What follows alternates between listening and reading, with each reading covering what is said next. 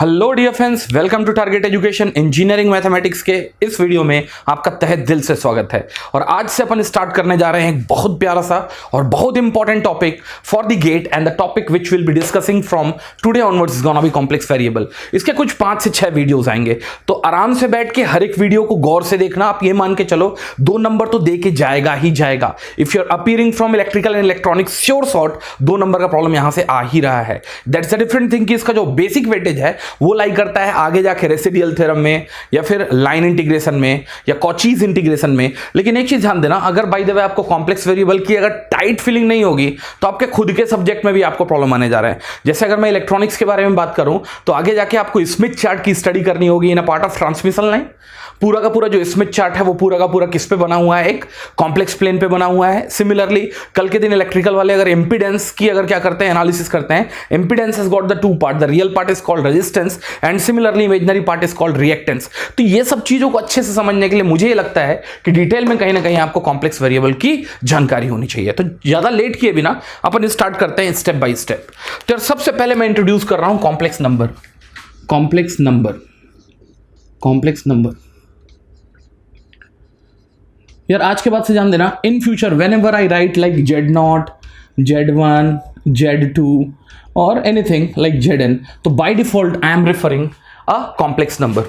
What is the basic feeling of a complex number? Let's assume I have chosen my complex number as a Z1 and it has a structure like A plus JB. A plus JB. So what is that? So we'll try to understand. As I said, either of Z0, Z1, Z2 till Zn, any of the number which will be referring from here onwards, basically I am referring a complex number. So basically I have referred a complex number, and you can see very well the complex number has got the 2 different parts. The first part which is strictly multiplied with a j, we'll see what is it, and similarly the another part which is completely not connected with the j, and basically we have got the 2 parts out of it. And keep in mind the Z1 is nothing but it's imaginary number. Similarly it's called real part of your complex number, the A, no, and similarly the B is called the imaginary part of your complex number. And similarly in few other books it's written as J, in few other books it's written as I. Anyways, it's called iota, which is nothing but a complex, it's nothing but the imaginary number. The iota is nothing but the imaginary number. Agree what I am saying? So put together, in future if you have a complex number like Z1, then its real part can also be written as RE, which stands for real part of your complex number Z1, and as I said it's clearly known to be A. Similarly for the same problem, if you wanted to know IM is nothing but the imaginary part of your complex number Z1, the component which is multiplied with J or the iota, the component is gonna be the imaginary part of your complex number. So this is what the outcome is all about. And as I said, so far I have never seen the iota, but first time in mathematics we are going to talk about the iota. So first of all, you do not try to understand what is the Hindi meaning of the iota. It's a Greek word. And as I said, it's nothing but the imaginary number. Why it's called imaginary number?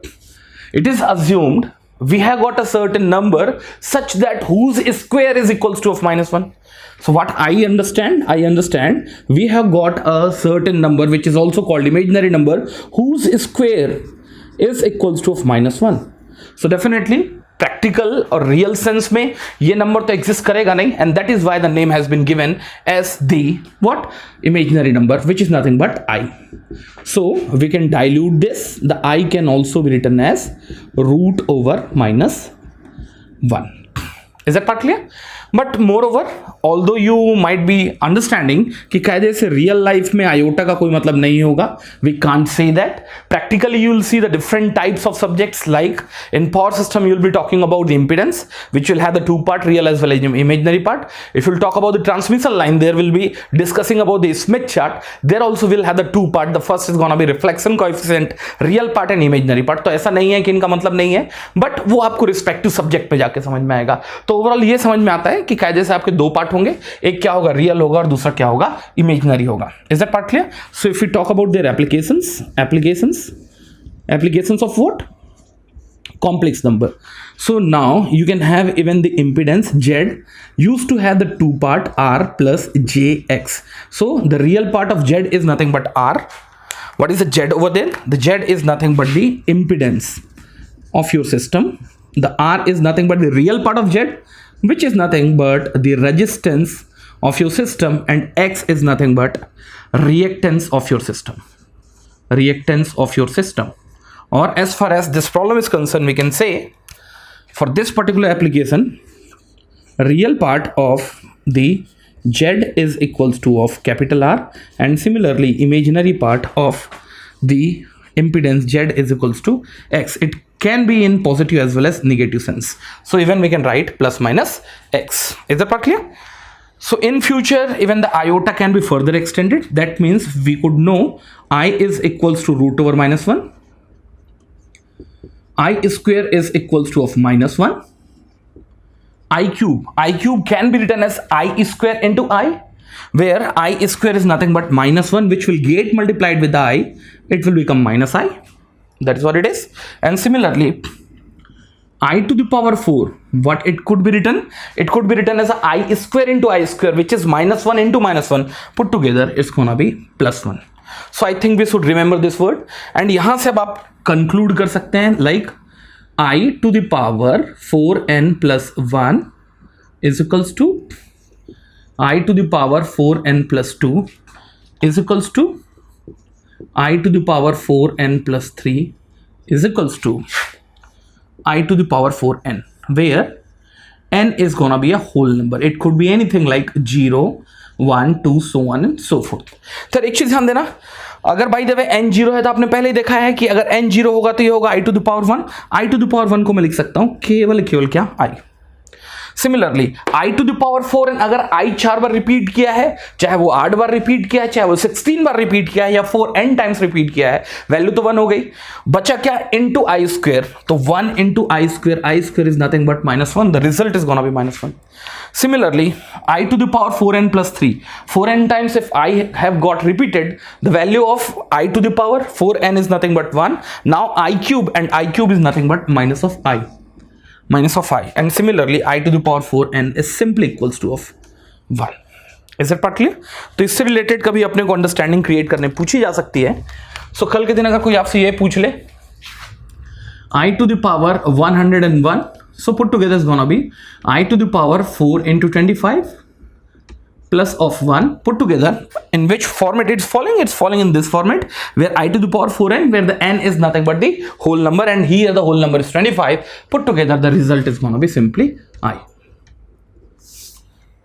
Is that part clear? So do not get confused in future. Agree? चलो इसी sequence अपन ये देखते हैं. Sometime what happens, we used to have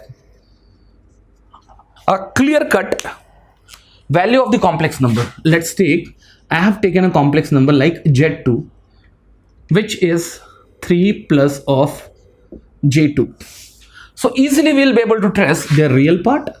Real part of Z2 is nothing but 3, and similarly imaginary part of your Z2 is equals to of 2. That's quite easy to know. But sometime you will be seeing the complex number such that like 2 plus 3j.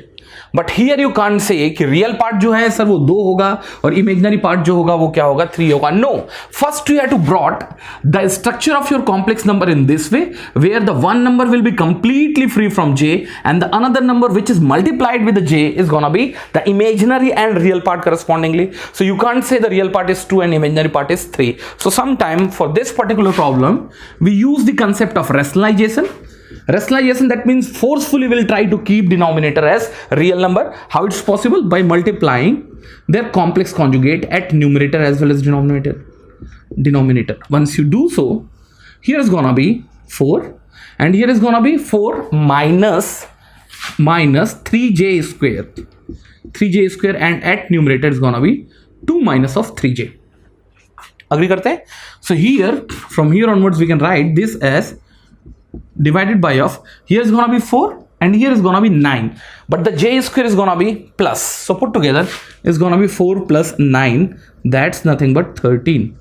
So easily we can write this problem as 2 divided by of 13 minus 3 divided by of 13 into j, and now we can write this is what the standard format of your complex number. So easily now we'll be able to evaluate the real part of the complex number as well as imaginary part of your complex number, which is equals to sort of this. Agreed what I am saying? So anyways, कई बार आपको आगे जाके ये जरूरत पड़ेगी. The number will be arranged in such that you might be able to face the problem to extract the real as well as imaginary part. कुछ नहीं करना है उस टाइम पे, शायद the concept of rationalization आपको यूज करना पड़े. So what it's called? It's called concept of rationalization. Concept of rationalization, CR. ठीक. कल के दिन rare of the rarest case में आपको प्रॉब्लम ऐसा भी मिल सकता है, like z is equals to ln 4 plus 3j, rare of the rarest case में.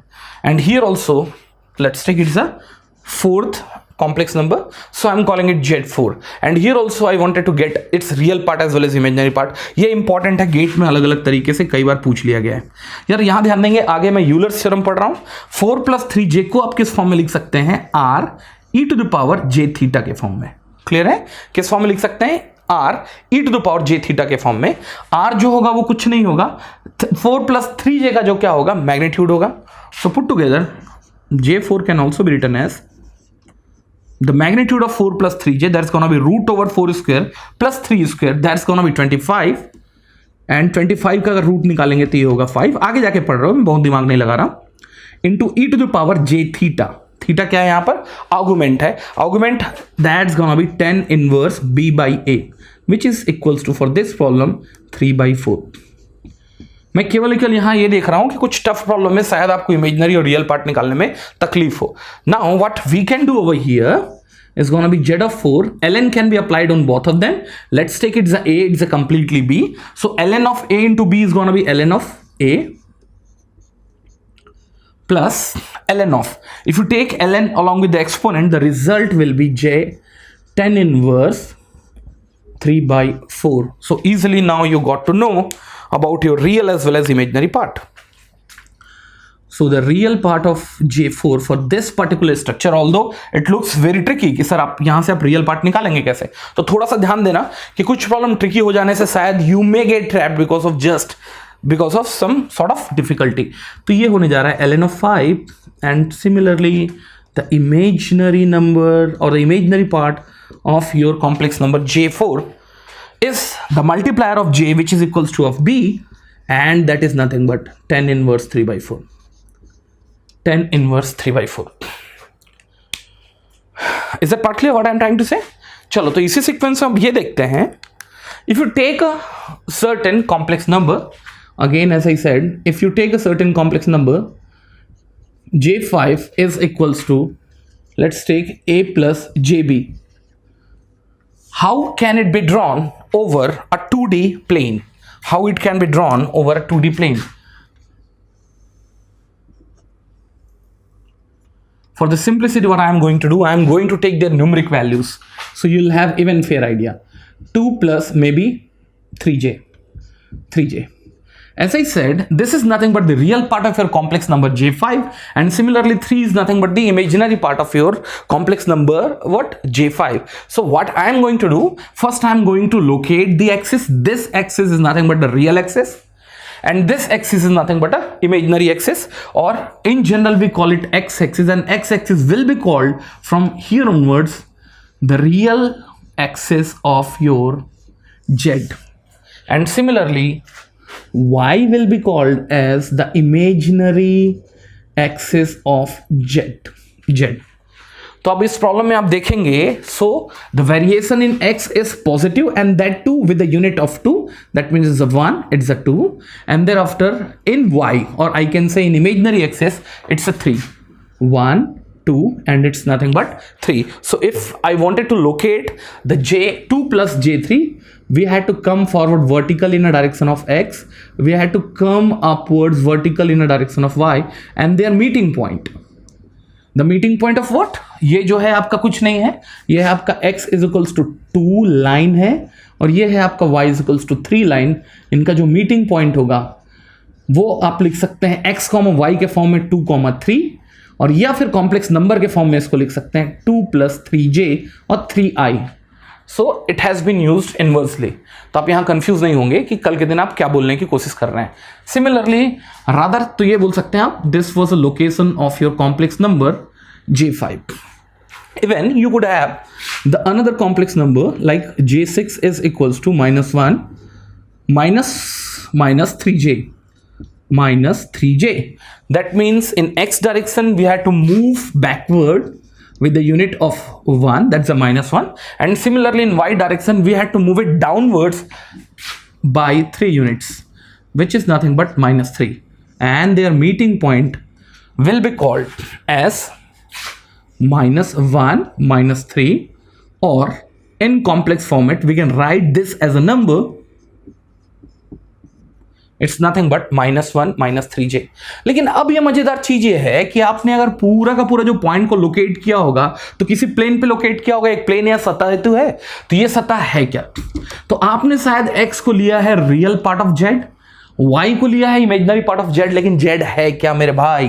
तो ये पूरा का पूरा जो अगर आप देखते हैं ना, अगर कहीं भी पॉइंट अगर आप क्या करेंगे, चेंज करेंगे, तो बेसिकली चेंज किस में आ रहा है, अगर आपने z को मान लिया है in general x + iy, where the value of x and y can take their own values, and that to be they had to be real in nature. So if the x is variable and y is variable, they will take the different values in the plane, and which plane it is, it's nothing but the z plane. Moreover, keep in mind it's nothing but z plane, and z is equals to x plus iy. What is a z over here, like z1 z2 z3? What I was doing, I was keeping the pinpointed value of x and y, my exact value of x and y रख रहा था, लेकिन यहाँ z की जगह में मैंने sorry x और y की जगह में कोई exact value नहीं रखा है, मैंने वेरिएबल को वेरिएबल रहने दिया है. That means in future their values can change.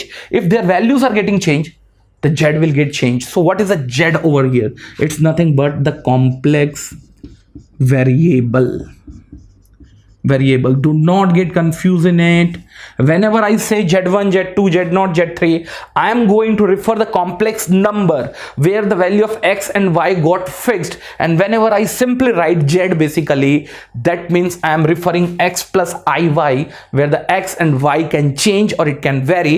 Hence if the real part and the imaginary part can vary, the z will also vary, which is nothing but a complex in nature. So here onwards I'll be calling it complex variable. तो यहाँ से एक चीज और भी समझ में आया कि although z1 is a what imaginary number, it will have the two part, the real part and imaginary part, but both of them will always be real in nature. जैसे देख सकते हो j2, 3 plus 2, 3 and 2 are the real in nature. Similarly, if you come down to the next problem where it was sort of complex in nature, but it's still 2 by 13 and minus 3 by 13, again they are real in nature. Even ln of 5 tan inverse 3 by 4, again they are real in nature.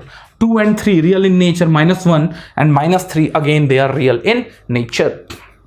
Keep in mind, what is a z over here? It is nothing but the complex variable. And the plane, which plane it is? By in this plane, if you are tracing or if you are changing their locations, the values of x and y are getting changed. That means this plane is having the variations in x and y. If you having the variation in x and y, basically you are tracing your points over the z plane, and this is also called Argand plane. ठीक, so in future the z plane is also called Argand plane या फिर complex plane. So they all are referring the same plane. Plane का मतलब भाई अगर आप यहाँ draw कर रहे हो डॉट तो कहीं ना कहीं एक सतह होना चाहिए। आप आगे पीछे खिसक रहे हो, जेड में चेंज हो रहा है, तो डेफिनेटली प्लेन जो होगा वो क्या होगा, जेड प्लेन ही तो कहलाएगा। और इसमें क्या है, Z plane is having the variation in 2 dimension, या तो y में हो सकता है या कहाँ हो सकता है, x में हो सकता है। So I think this part must be clear to all of us. चलिए अब इसी के सीक्वेंस में मैं क्या करने जा रहा हूं, what I am going to do, let's assume you have got a point over Argand plane, or I can say in jet plane, where this is nothing but the real part of your z-axis. I am just calling it x-axis, and similarly this is nothing but the imaginary part of your z-axis and z plane, which is nothing but the y-axis. And what I am going to do over here, I am taking their variations. What are those? This is variation towards the direction of x. I may call it x1, or even I may call it a. Let's call it a. And similarly, this is the variation in y direction. I may call it y1, or straight away I may call it b. तो एक तरीका तो ये था, you can write this as a plus jb, or even there is a second method through which also we can pinpointedly locate that point in another way. Another way क्या हो सकता था, सबसे पहली बात what I am going to do, I am going to connect that point to the origin of your Argand plane, or we can say what is that point, this is the point where the x is 0 and y is 0, and what is the z over there, x plus iy. So put together, what I do, I first connect the number, what number it is. Here the number is nothing but a plus jb. I'm going to connect a plus jb to z is equals to of 0. Agreed? I may call it z1 also. ठीक, और इनके बीच का जो distance होगा, I call it the value as r. और ये जो आपने एक लाइन लिया है which connects z is equals to 0 to your number z1, and the angle between the positive x-axis and anti-clockwise, I have taken theta. तो इसका मतलब कल के दिन क्या बोलने की कोशिश कर रहा हूं मैं, कल के दिन मैं ये बोलने की कोशिश कर रहा हूं, if the value of r is known, that means the radius is known. But moreover, if the radius is known, but still I cannot pinpointedly locate my point, because that point can fall anywhere on that radius r. So to locate the exact point in your Argand plane, you should also have a theta. What is a theta? Theta is nothing but the angle from positive x-axis, and that too in anti-clockwise direction. और अगर आपने वो कर लिया तो कहीं ना कहीं आप ये पॉइंट को आप एग्जैक्टली क्या कर सकते हो, लोकेट कर सकते हो। जैसे अगर थीटा 0 होता, that means the point would have been at X axis.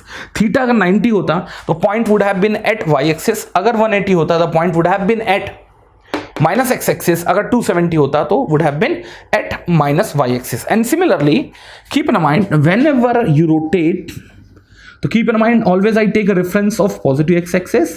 First thing, if you rotate anti-clockwise, the theta is measured as positive, and similarly if you rotate clockwise, again taking the reference of plus x-axis, keep in mind the angle is measured minus theta. तो कल के दिन दुनिया का ऐसा कोई सा भी पॉइंट नहीं है जिसको इस कंसेप्ट से अगर लोकेट नहीं कर सकते। बाय द वे एक पॉइंट क्या रखा हुआ है, यहाँ रखा हुआ है, if the one point is located somewhere here, how will you locate it? तो फर्स्ट आप क्या करेंगे, एक ऐसा क्या लेंगे, सर्किल लेंगे which must be passes through that point. That means the value of r got fixed. अब बात हुआ कि अगर आपने r फिक्स किया तो वो पॉइंट कहीं भी इस सर्किल के ऊपर लाई कर सकता था। So to locate the exact point over the circle, what you will do, first you will connect your new number to your z is equals to 0, and thereafter you will measure this angle. I may call it this time theta 1. Is that part clear? तो overall समझ में ये आया साहब कि अब जो है a प्लस जे बी को लिखने का एक दूसरा तरीका भी है। ये होगा a plus j b can also be written as keep in mind r cos theta plus j r sin theta. Why I am calling it j sin theta and cos theta? Keep in mind, once you take your r, let's take this is what your r is. Once you take this r, this value is known to you, that's nothing but theta. This r is known to you, and you know one thing very clearly, it makes a right angle triangle. That means this is what your hypotenuse, this is what perpendicular, this is what your base. So here the value is gonna be simply sin theta is equals to what? Perpendicular by base, hypotenuse. Hypotenuse went that side, so here's gonna be r sin theta, and here is gonna be r cos theta. That means the variation in direction of x is being calculated by r cos theta, and the variation in direction of y axis has been calculated using r sin theta. And as we know, a plus b, what is the a? A is nothing but the movement in a direction of abscissa, or we can say movement in direction of x axis, and similarly r sin theta is nothing but the movement in a direction of y axis. So from here onwards, a plus jb can also be referred as r cos theta plus j r sin theta. Is that part clear? So let me rub it out.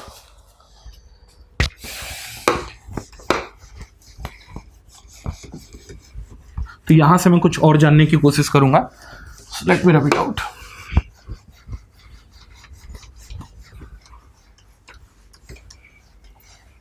So overall, what conclusion we got? Even any number, we can call it z1, can be written in a form of complex form a plus jb, or even it can also be written as in a form of r cos theta plus j r sin theta. R sin theta. And even using Euler's method, this can also be written as r into e to the power j theta. तो यहां एक चीज ध्यान देना, यहां तक तो आपको क्लैरिटी है, but what is the r over there and what is the theta over there? Keep in mind the r is very same and theta which we have used in this sequence is very same. और कई बार electrical engineering में this is also written as r with an angle of theta. तो कायदे से इसके कितने format हो सकते थे? 1, 2, 3, 4, 5 फॉर्मेट. ऑल्दो ये रिफर कर रहा है अभी भी किसको? एक कॉम्प्लेक्स नंबर को. Is it part clear? So you can write in the terms of a plus jb, you can write in terms of r cos theta plus j r sin theta is equals to r e to the power j theta, or r is equal, sorry, r with an angle of theta. Generally ये phasor वगैरह में use होता है. ठीक, ध्यान देंगे. यहाँ से मैंने एक इंपॉर्टेंट फैक्ट निकाला जो आगे जाके बहुत काम का होगा आपके. r e to the power I theta, ये कहाँ से निकला है? ये निकला है आपका आइलर्स का रिजल्ट है. Euler's का रिजल्ट है, which is very important outcome which will be used frequently for the solving tricky problem in future. ठीक, अब यहां आपको R दिखा, वो R है क्या? What is R over here? The R is called mod or modulus of your complex number. We can write this as J1, or we can write simply as mod of J1. And which is equals to of what? आपने अभी देखा कि आपने जो problem लिया था, तो भाई सीधी सी बात है, अगर आपको आर निकालना है, this variation is nothing but a, this variation is nothing but b, and it makes a right angle triangle. So the r is simply gonna be root over the square of the real part plus of the square of the imaginary part. Keep in mind, so whenever I say MOD, that is a modulus of your complex number Z1, which is also referred as mod of Z1, and which is equals to of square of your real part plus of imaginary part, and thereafter we have to take a square root of it. Agreed? Similarly, what is the theta? Theta is called argument. AG also is called. ठीक है? Augment. Augment, we can write augment. Augment of your complex number Z1. Agreed? And it's also referred as sometime augment of your complex number. Here it's Z1. And what is that? ये कुछ नहीं है, ये है आपका angle theta. ये जो है एंगल वो क्या है? थीटा. तो यहाँ tan इनवर्स b बाई ए लिख लेना मुझे नहीं लगता कि सही है. ये केवल तब तक के लिए ट्रू होगा जब आपका बी और ए जो है वो फर्स्ट या कहाँ हो? फोर्थ क्वाड्रेंट में हो. सेकंड और थर्ड में आपको प्रॉब्लम आ जानी है. तो आर्गुमेंट अगर निकालना है तो ये एंगल निकालना होगा थीटा. ये एंगल निकालने का सबसे तरीका क्या है? tan theta will be equals to of b by a So the augment theta is gonna be tan inverse b by a. But keep in mind, this scenario is true only when your complex number is kept in where? It has been kept in first quadrant or fourth quarter. ठीक, तो यहां बच्चा confuse करता है, इसके लिए मैं कुछ छोटा सा 4 न्यूमेरिकल लेता हूं या 4 अलग अलग कहानियां लेता हूं. The things will be cleared out. चलिए, अगर एक प्रॉब्लम लिया है मैंने 2 + 3j, 2 + 3j. कभी भी अगर आपके पास प्रॉब्लम आता है तो आप ये देखिए 2 + 3j है, किस क्वाड्रेंट में लाई करेगा भाई? किस क्वाड्रेंट में लाई करेगा? डेफिनेटली फर्स्ट क्वाड्रेंट में लाई करेगा. वेरिएशन इन x क्या है? 2 और वेरिएशन इन y कितना है? 3. आप इन दोनों को कनेक्ट करके आप क्या कर रहे हो? एक स्ट्रेट लाइन खींच रहे हो. और ये जो एंगल होगा वो कहीं ना कहीं क्या होगा? आपके कॉम्प्लेक्स नंबर का ऑगुमेंट होगा, थीटा. तो थीटा तो आसानी से समझ में आ रहा है. ये वेरिएशन क्या है? Variation in y. और ये वेरिएशन क्या है? Variation in x. So argument of z1 और that's also referred as angle of z1 is equals to of theta which is equals to of tan inverse 3/2. तो कहीं ना कहीं ये फॉलो तो अभी tan inverse b by a को ही कर रहा है. Now if I take the next problem, see what it is that is, let's take 2 minus of 2j. 2 minus of 2j. Now we have come down to the fourth quadrant. Why? Because the value of x is positive, that means we had to be at right side, and the value of y is negative, that means we had to be at downside. This variation and this variation is same, it's a 2 and 2. And here if I measure the angle in this way, so keep in mind, if the angle has been measured in the clockwise direction and always take the reference of positive x-axis, by default that angle will become negative, and thereafter it's gonna be tan inverse. What is the b? B is gonna be what? Variation in y. Will it be 2 or -2? यार ध्यान देना भाई, अब यहाँ minus मत लिख लेना. क्यों? क्योंकि ये माइनस था करके ही तो आपने उस पॉइंट को फोर्थ क्वाड्रेंट में लाया, और फोर्थ क्वाड्रेंट में आने के कारण ही आपने इसको क्या किया? माइनस लिखा. Why? Because there movement was in clockwise direction.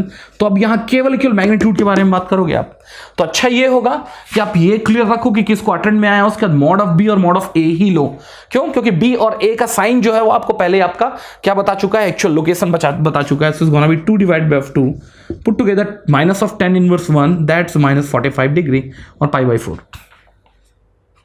Agree करते हैं? Similarly we can have another problem like we can have -2 plus of 2j, -2 plus of 2j. So here the scenario is bit different. That means x is equals to -2 somewhere here, x is equals to +2 somewhere here. That means the point is located somewhere here. So as I said, I'll be interested to get the argument of your complex number z2 or z3, whatever it might be. We can write this as z3. So definitely no, this angle we don't have to measure. We had to measure this angle.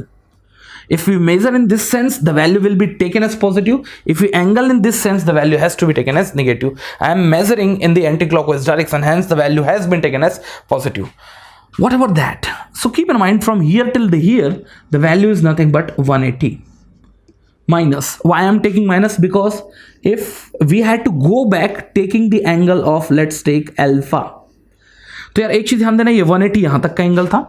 180 में से आप फिर कहां जा रहे हो? Clockwise direction में जा रहे हो, तो 180 में कुछ एंगल घटाना पड़ेगा. कितना एंगल घटाना पड़ेगा मेरे भाई? अल्फा एंगल घटाना पड़ेगा. और ये जो वैल्यू होगी वो रिजल्ट करेगी आपकी किस वैल्यू को? आर्गुमेंट की वैल्यू को, विच is nothing but theta. Now put together is gonna be 180 minus of alpha. Alpha can be written as tan inverse. What is the variation in this? It's a 2. What is the variation in this? There's a 2. Put together is a 2 divided by 2. And here is gonna be 180 minus of 45. It's gonna be 135. तो ऐसा नहीं है कि कल के दिन आप उठा के मारे छक्का कि tan inverse b by a बोले तो 2 minus of -2 किसी दूसरी दुनिया में पहुंचे. नहीं, थोड़ा सा ध्यान देना. वैसे भी इसको डिटेलिंग में यहां नहीं कर रहा हूं, आगे जाके आप नाइक्विस्ट प्लॉट पढ़ेंगे कंट्रोल सिस्टम में, वहां मैं इसकी ज्यादा अच्छे से डिटेल में एनालिसिस करूंगा. तो वहां तक के लिए वेट करेंगे. लेकिन अब आप लोगों के लिए एक और होमवर्क होगा. z4 is equals to of -2 2j. ये वैल्यू कहां आएगी? थर्ड क्वाड्रेंट में आएगी. थोड़ा संभाल के इसका कैलकुलेशन करेंगे. Is that part clear? तो मुझे तो ये लगता है कि आपको एक फेयर सा आइडिया आ गया होगा कि इस कॉम्प्लेक्स नंबर में मैं क्या पढ़ाने की कोशिश कर रहा था.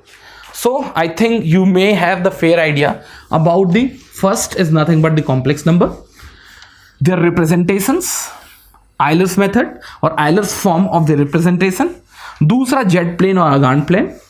And similarly in Z plane also you have the two axes. The first is going to be x-axis, which is called the real part of your Z plane, and similarly y-axis, which is also called the imaginary axis of your Z plane.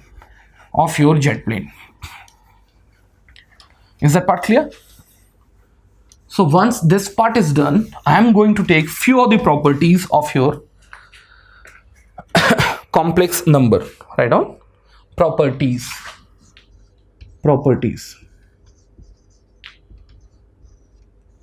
We are going to discuss about the properties. Is that part?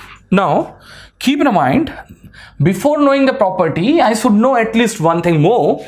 Whenever I write, like if I assume Z1 is equals to of A1 plus JB1, whenever I write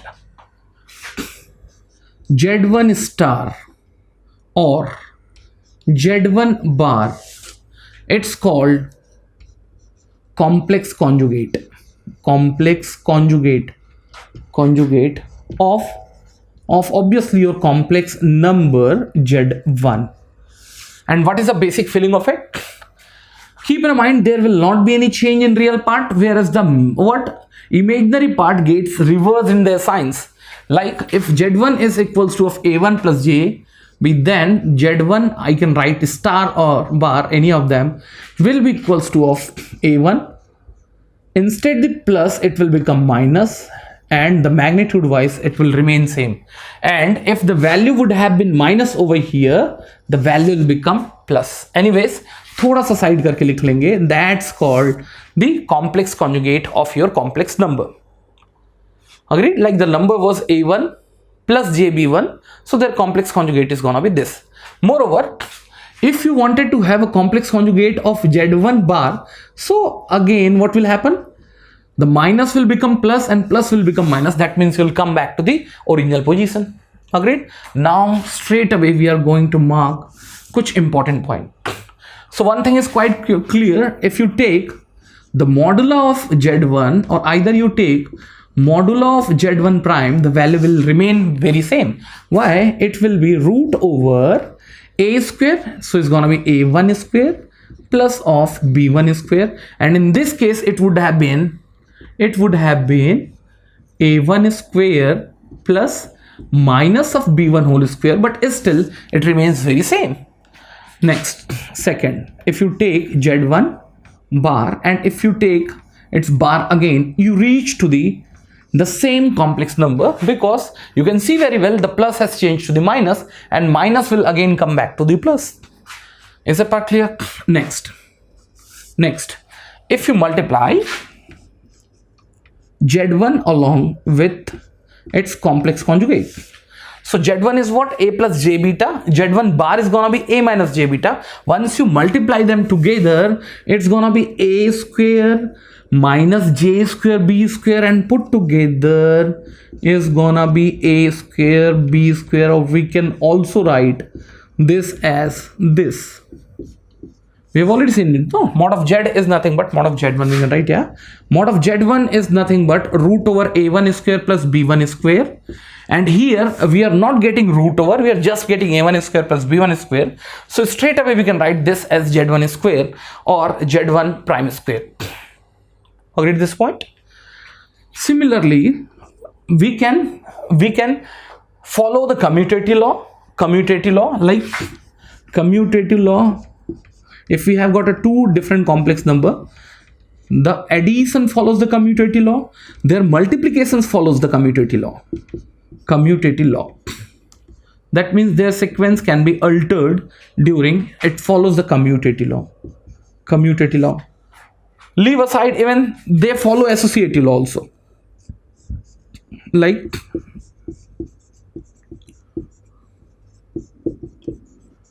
either you can add or we can say distributive law. आप distribute किसी भी तरीके से इनको कर सकते हो. Similarly, Z1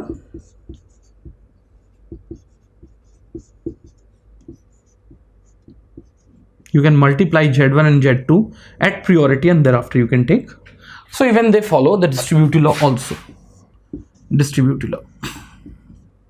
Is that part clear? Similarly, if you take a chance, इसके रिजल्ट के बारे में बात कर रहा हूं केवल, मैं दिमाग नहीं लगा रहा कि ये कहां से आया है, because it will take little 5 or 6 number of steps, और मेरे हिसाब से इसको याद कर लेना ज्यादा अच्छा है.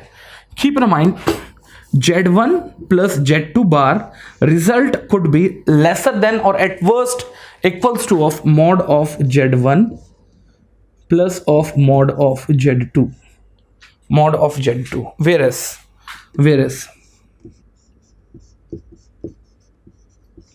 is always greater than or equals to of mod of Z1 minus of mod of Z2.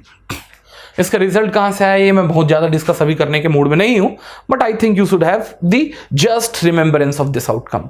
Is that part clear? Even in the same sequence we can say now if you take Z1 and Z2, what will be the result? Z1 can be written as R1 e to the power j theta 1, R1 e to the power j theta 1 into R2 e to the power j theta 2.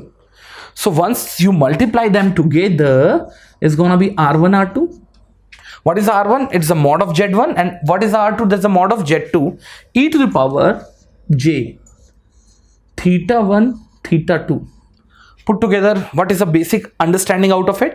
तो understanding ये होगा कि कल के दिन अगर आप दो क्या कर रहे हो, कॉम्प्लेक्स नंबर का अगर मल्टीप्लिकेशन कर रहे हो, तो उनका जो नया मैग्नीट्यूड है ना, वो दोनों इंडिविजुअल मैग्नीट्यूड का मल्टीप्लिकेशन होगा, और जो आर्ग्यूमेंट है ना वो क्या होगा, थीटा 1 और थीटा 2 का जो सब्सट्रैक्शन है वहां से क्या हो चुका होगा, शिफ्ट हो चुका होगा.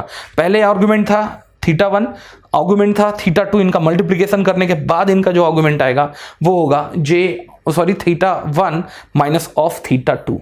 Is that part clear? Similarly, यार ये प्लस होगा, sorry. Similarly, if you take division part of it, it's gonna be R1 divided by of R2.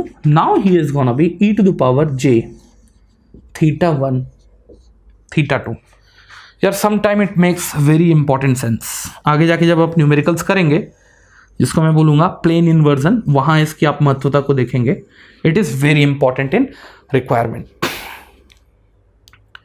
ठीक है, तो ऐसे तो कई अलग अलग क्या हो सकते हैं, इसके आउटकम्स हो सकते हैं, लेकिन अगर मुझे ये समझ में आता है कि अगर थोड़ा बहुत भी एक फेयर आइडिया अगर आपको ये है कि कॉम्प्लेक्स नंबर क्या है, तो डेफिनेटली आपको एक फेयर आइडिया ये भी आ जाएगा कि कॉम्प्लेक्स नंबर को कल के दिन एड्रेस करने से आपको बेसिकली बेनिफिट होने क्या जा रहा है. और यहाँ थोड़ा सा एक चीज़ और देख लेंगे, अगर आप कभी भी क्या करते हैं, कॉन्जुगेट लेते हैं ना, लाइक कॉन्जुगेट अगर आपने क्या लिया, ये है बाय द वे 2 + 2j, तो इसका कॉन्जुगेट जो आएगा केवल यहाँ चेंज आएगा, ये पॉइंट यहाँ आ जाएगा, कहाँ 2 - 2j.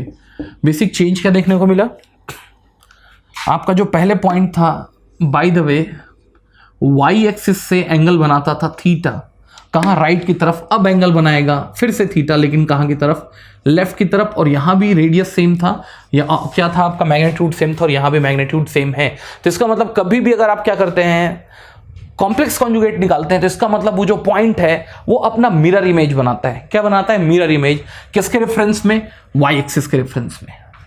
क्लियर है? क्यों? क्योंकि x में तो सॉरी ये होगा आपका, ये होने जा रहा है आपका ये 2 + j. तो यहाँ जो चेंज होगा, मैंने दूसरा कर लिया था, मैंने कुछ नहीं किया था, मैंने इसका कॉम्प्लेक्स कॉन्जुगेट निकालने के बाद माइनस का मल्टीप्लिकेशन किया था.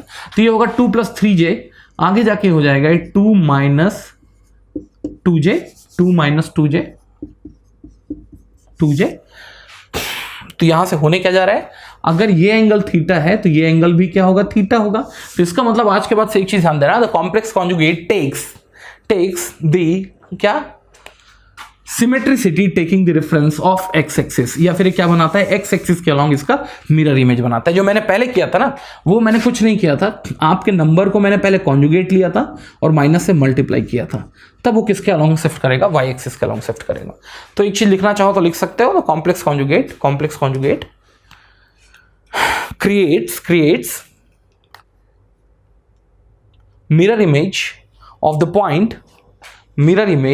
point taking the reference of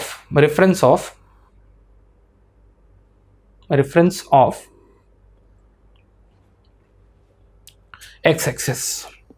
x axis. Is it clear? तो मुझे लगता है कि एक थोड़ा सा फेयर आइडिया आ गया होगा कि आपने क्या समझा है। चलो इसी सीक्वेंस में जाके मैं एक छोटा सा नया अंडरस्टैंडिंग क्रिएट करने की कोशिश करूंगा, क्योंकि मेरे को ये अपने टाइम पे मुझे टेंशन होता था। मैं चाहूंगा कि आप लोगों को यहां के बाद से इसमें कोई टेंशन ना हो, और वो पढ़ने जा रहा हूं मैं, ध्यान देना, एक्सपोनेंट ट्रिग्नोमेट्री। एक्सपोनेंट ट्रिग्नोमेट्री देखो इसका है क्या, और यहां से कुछ इंपॉर्टेंट कंक्लूजन्स निकालूंगा मैं। देखिए अभी तक जो आपने ट्रिग्नोमेट्री पढ़ा था वो बेसिकली आपने जितने भी ट्रिग्नोमेट्री पढ़ा है ना, साइन कॉस थीटा, वो सब के सब यूनिट सर्किल पे आधारित थे। यूनिट सर्किल पे आधारित थे। कैसे? बाय द वे आपने क्या लिया, एक जेड प्लेन लिया, एक्स वाई, या फिर मैं बोलूं रियल और इमेजिनरी एक्सिस लिए इसके, और आपने क्या लिया, सर्किल लिया जो क्या है, यूनिट इन रेडियस है और सेंटर्ड अक्रॉस दी क्या है, ऑरिजिन है, या फिर जेड इज इक्वल टू 0 के अक्रॉस क्या है, सेंटर्ड है। तो इस पूरे के पूरे रेडियस की एक खासियत है, मैंने पहले भी बताया, इसका रेडियस कितना है, 1 है, 1 है। और बाय द वे अगर आपने किसी भी एक पॉइंट को लोकेट करना है इस सर्किल के ऊपर, और उस पे आपको रियल वैल्यू और इसकी इमेजिनरी वैल्यूज को बाइफरकेट करना है, या फिर यहां आपके एक्स और वाई की वैल्यूज को अगर नोटिस करना है, तो सबसे सिंपल तरीका है, आप वर्टिकली यहां और यहां क्या करेंगे, इसको कनेक्ट करेंगे। और बाय द वे मैंने इसको यहां से यहां कनेक्ट किया, ठीक है। बाय द वे ये वैल्यू मैंने ली है कितनी, आर, ये पता हुआ है मैंने क्या लिया है, इस वैल्यू को अगर बाय द वे लिया है आर, और आर मुझे ये पता है कि already it's nothing but 1।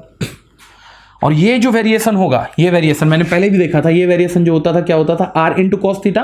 Are कितना है, 1, और by the way theta is known to me, so definitely it's just gonna be cos theta. और ये जो वेरिएशन होगा, ये जो होगा कुछ नहीं होगा, ये होगा आपका साइन थीटा, ठीक। अब मैं थीटा ना लेके थोड़ा मैं कन्वेंशनल साइड में जा रहा हूं, मैंने इसको लिया है टी, और ये होगा आपका कॉस टी, और ये होने जा रहा है आपका साइन टी, ठीक। ये तो क्लियर है क्या होने जा रहा है, कॉस टी, और ये क्या होने जा रहा है, साइन टी। और आपने देखा भी था कल के दिन, सही भी समझ में आता है कि ट्रिग्नोमेट्री का एक इंपॉर्टेंट एक्सियम है कि sine square t plus cos square t is equals to 1।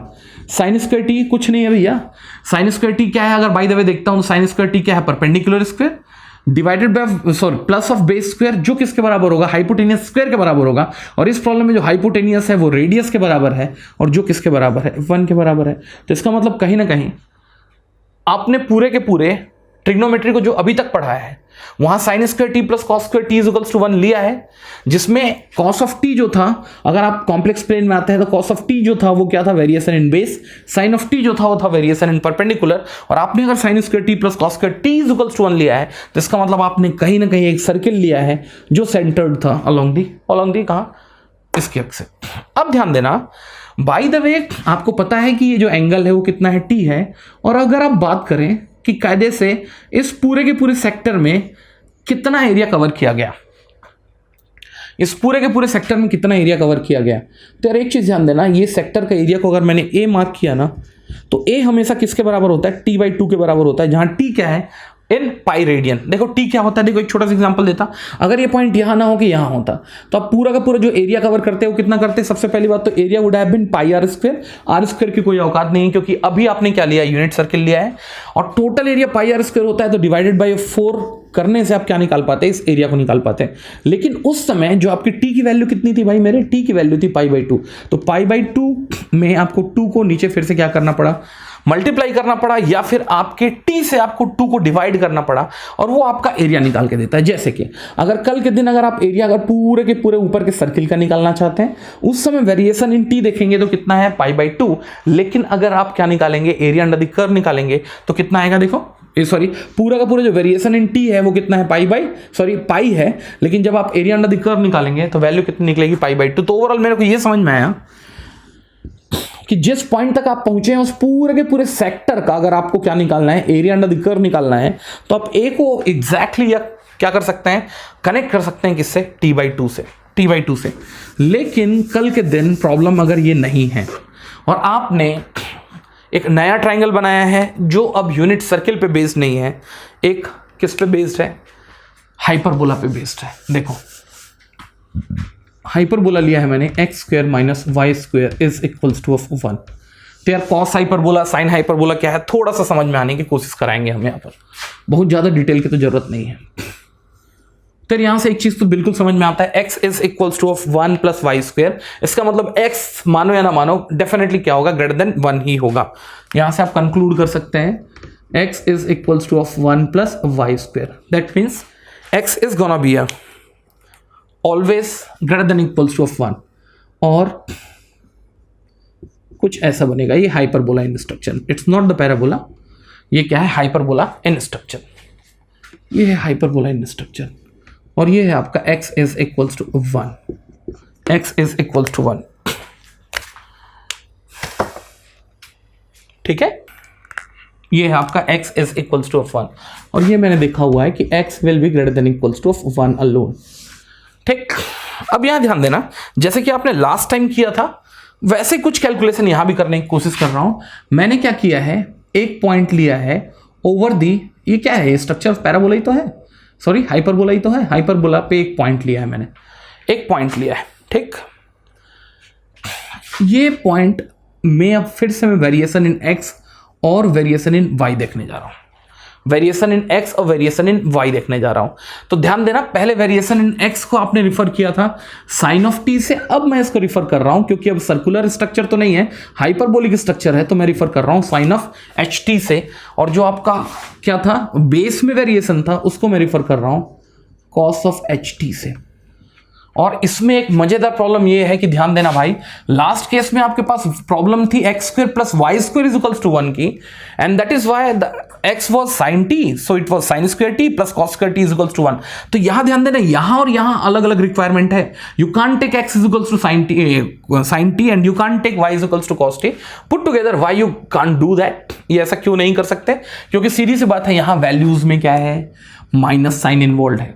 Values में क्या है, माइनस साइन इन्वॉल्व है। तो यहां से आप क्या कर सकते हैं, थोड़ा सा कैलकुलेशन तो कर सकते हैं, ठीक है। तो यहां आप x की वैल्यू निकालो, चाहे क्या करो आप y की वैल्यू निकालो, but you have to feed the values properly. That is also clear. तो यहां से जो रिक्वायरमेंट आएगी उसको थोड़ा सा समझ के चलना मेरे भाई, चीजें ज्यादा आसान होंगी। तो देखो यहां से आप साइन t x की जगह में क्या ले सकते हो आप, that is why it has been written to separate thing. x which is nothing but the variation in x is now will be referred by cos hyperbola, so here is gonna be cos square of hyperbola t minus of sine square of hyperbola t has to be equals to of 1। तो यार सीधी सी बात है, ये cos t और sin t का problem तो नहीं है, ठीक, पहली चीज। दूसरा, तो इसका मतलब कल के दिन आपको cos हाइपरबोला t और sin हाइपरबोला t ऐसा खोजना पड़ेगा such that their square and their subtraction will be equals to of 1। चलो खोज के देखते हैं। तो ये आप cos t आप पढ़े भी होगे, cos of hyperbola t is equals to e to the power plus t plus of e to the power minus t divided by of 2। That is what it is. Similarly here is gonna be sin of hyperbola t is equals to of e to the power t minus of e to the power minus t divided by of 2। मैं क्या कर रहा हूं, इनका square करके इनको add करूंगा, देखता हूं वैल्यू 1 आई कि नहीं। अगर 1 आएगी तो in future I can assume cos hyperbola t as a e to the power t plus e to the power minus t divided by 2 and similarly sin hyperbola t is also that, ठीक। चलो इसका square करते हैं। तो पहली बात तो क्या हो गया, 1/4 बाहर आ गया, बचा क्या, e to the power 2t plus of e to the power minus 2t plus of 2, sort of that. Similarly ये होगा 1/4। व्हाट अबाउट नेक्स्ट, अगर आप इसका स्क्वायर करते हैं तो ये फिर से होगा e to the power 2t plus of e to the power minus 2t and here is gonna be how much it is, minus of 2। और आपको क्या करना है, इसका स्क्वायर करने के बाद इनका सब्सट्रैक्शन करना है। तो 1/4 तो कॉमन निकल गया, ये गया, ये गया, ये गया, ये गया, और 2 + 2 कितना होगा 4, वैल्यू कितनी आ रही है 1।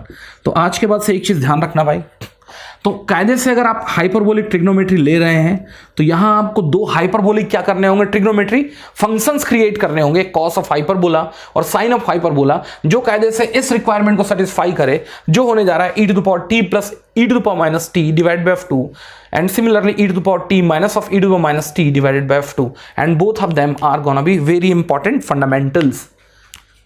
तो इसको आप sin of t लिख लें या फिर लिख सकते हैं e to the power t e to the power minus t divided by f2 2, और सिमिलरली इसको लिख सकते हैं आप e to the power t plus e to the power minus t divided by of 2।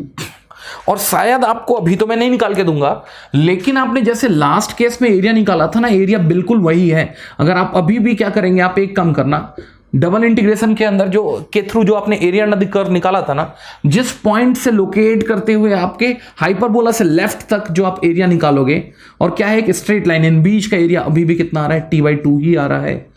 हाँ, ये बात अलग है कि यहां जो t था, ध्यान देना, यहां जो t था वो एंगल था, यहां t एंगल नहीं है, बहुत ज्यादा दिमाग मत लगाओ। लेकिन दोनों के बीच में आपको क्या दिख रहा है, एक समानता दिख रही है कि यहां जो एरिया अंडर द कर्व था वो भी t/2 था, और यहां एरिया अंडर द कर्व वो भी t/2 है। यहां एंगल t था लेकिन वहां एंगल t नहीं है, तो दोनों में सिमेंटिसिटी दिख रही है। तो कहीं ना कहीं कल के दिन मैं क्या कर सकता हूं, साइन हाइपरबोला कॉस हाइपरबोला को, जो क्या है एक हाइपरबोलिक ट्रिग्नोमेट्रिक फंक्शन है, मैं उसको यूनिट सर्किल ट्रिग्नोमेट्रिक फंक्शन से कनेक्ट तो कर सकता हूं।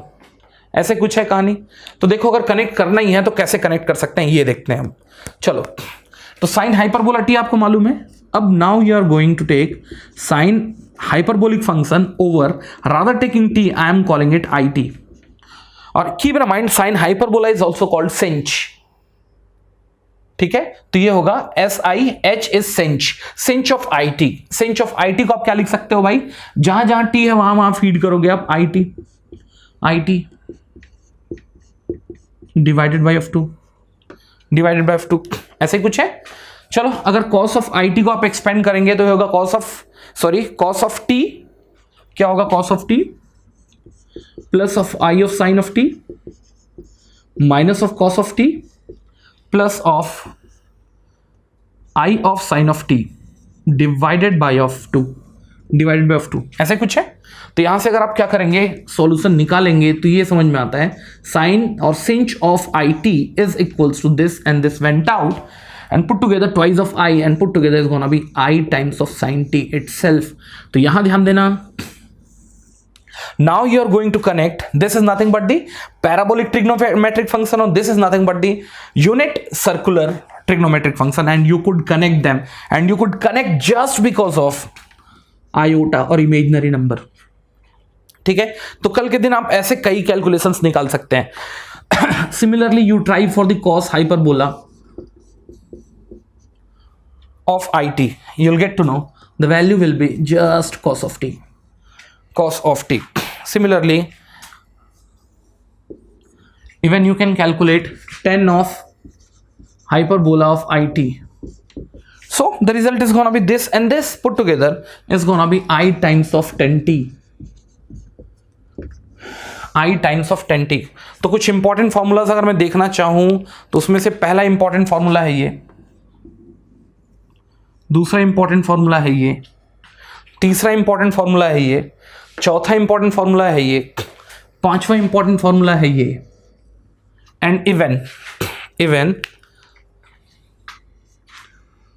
cos t can be written as e to the power it plus of e to the power minus it divide by F2। देख सकते हैं यूलर के फॉर्म में इसको एक्सपेंड करेंगे, साइन तो गया, cos 2 बार आया divide by F2, that will also be went of. Similarly sin of t is equals to of e to the power it minus of e to the power minus it divided by F2i. Again they are important one, ये फिर से क्या है, important है, ध्यान देना इसको थोड़ा सा।